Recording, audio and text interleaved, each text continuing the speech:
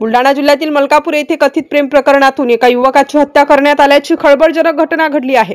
ही हत्या त्या युवतीच्या भावाने केल्याने हा ऑनर किलिंगचा प्रकार असल्याचे प्रथमदर्शनी दिसून येत आहे। या भीषण घटनेत जळगाव जिल्ह्यातील 21 वर्षीय तरुणाने 27 वर्षीय युवकाचा खून केल्याची घटना 2 दिवसांपूर्वी मलकापूर शहरात घडली होती। प्रवीण अजाबराव संबारे वय 27 वर्ष राहणार बेलाड तालुका मलकापूर असे मृत तरुणाचे नाव आहे।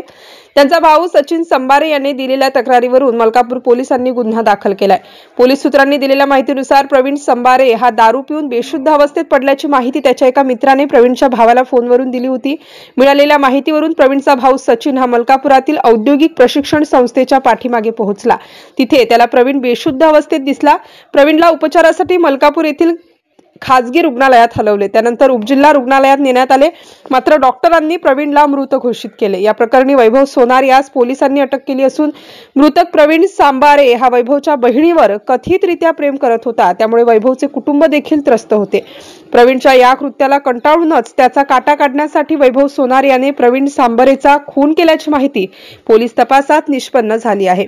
MCN न्यूज मराठी करिता संपादक राजीव वाढे, मलकापूर।